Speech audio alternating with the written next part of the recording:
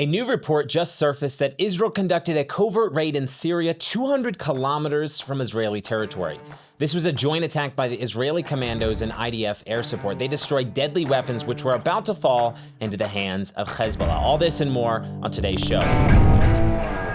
Welcome to the Israel Guys, where we believe that in a world of Jew hatred and anti-Israel propaganda, you should have a direct connection to Israel. Happy Hanukkah to everyone who is celebrating. That video you just watched is the IDF lighting Hanukkah candles from the peak of Mount Hermon, which they now have under their control. Yesterday afternoon, sirens sounded in southern Israel once again.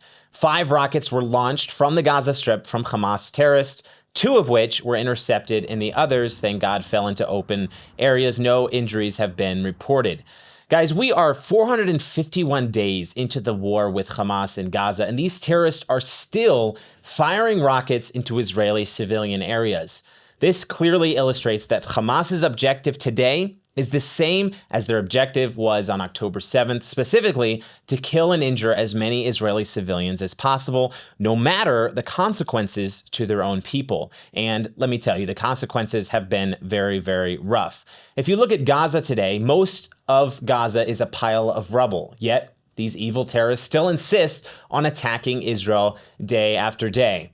And by the way, the international community is still pressuring Israel to send in 200 trucks a day 200 trucks a day of humanitarian aid to these terrorists, who then steal that aid from the Gazan civilians and then fire rockets on the innocent civilians of Israel.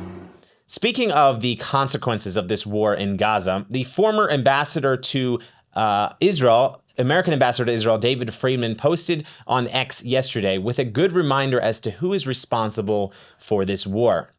Now, he posted this video of the Cords Bridge in Jerusalem, which has the number of days that this war has been going, also the number of days that the hostages have been held in Gaza. And he wrote this: Jerusalem Cords Bridge is lit up tonight with the number 450, the number of days that Israeli and American citizens continue to be held hostage under brutal and subhuman conditions by Hamas. Now, David Friedman continued with a stark reminder that is very needed for everyone who is calling on Israel to end the war in Gaza today. He said, quote, Hamas could have ended this war at any time within the past 450 days by freeing the hostages and surrendering. The consequences of this war to the people of Gaza are solely the responsibility of Hamas. Now, anybody who says otherwise, that the consequences of this war is Israel's fault or falls all on Israel, needs to look at the situation with a bit more moral clarity. As many of you know, there have been hostage talks going on for months now between Israel and Hamas, ceasefire deals, hostage talks, and the optimism many were seeing for the last few weeks as a deal, as to the success of such a deal being reached very soon, is now quickly waning.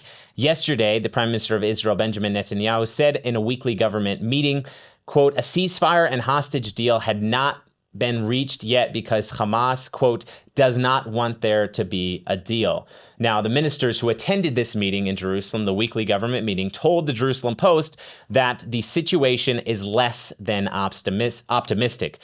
So last week, the negotiating team that has been negotiating talks for the hostage deal returned to Israel for consultations from Qatar. According to the government, negotiations are stuck because Hamas is constantly trying to change the directions of the talks. Now, this is something we've seen throughout the entirety of the war. You probably already know that the Israel Guys represents more than 18 million people reached through hundreds of videos in 2024 alone. Hayuvel is our nonprofit organization that encompasses amazing projects in the land of Israel.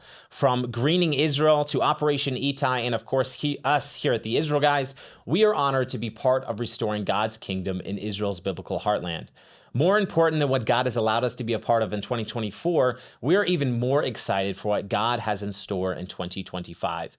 Tens of millions of people need to hear the truth about Israel, breaking through the fog of fake news and propaganda.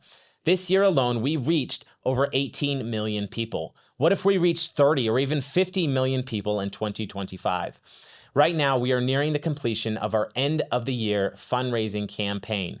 Thanks to the generosity of matching donors, every dollar you give to the Israel Guys will be doubled for twice the impact. Please help us reach our goal by December 31st.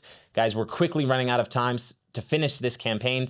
So if you want to support us, please click the link down in the description below. In the midst of all that is going on in Israel right now, especially with the war that is happening, Netanyahu, after he came out of his government meeting yesterday, went in for emergency prostate removal surgery at the hospital. The surgery lasted about 2 hours, and thank God everything seems to have gone well. The operation took place at an underground facility at the Hadassah Medical Center in Jerusalem. The medical team was not taking any chances there. Thank God the Prime Minister is recovering well and is expected to be released from the hospital in just a couple of days. Please continue to pray for the quick recovery of Israel's Prime Minister. Israel is killing it and taking out enemy weapons that could be turned against Israel. Not only has Israel been doing this for the last several weeks since the downfall of the Assad regime in Syria, but an exclusive report just came out that Israel conducted a covert operation in Syria that targeted an Iranian military facility near the town of Maisaf, which is 200 kilometers from Israel's territory, all the way back in September. There had been speculations that Israel conducted this attack before, but Israel never officially took responsibility for the attack. Khan News put out this report yesterday that revealed that Israel targeted 2 facilities, which were the Syrian Defense Industry Scientific Studies and Research Center, that was a mouthful, and the underground missile production facility run by the Iranian Revolutionary Guards, a Revolutionary Guards facility in Syria. Now, keep in mind, this is when Israel was right in the middle of an aggressive military campaign against Hezbollah in southern Lebanon, with operations on the ground in Lebanon and also conducting their brilliant pager explosive operation.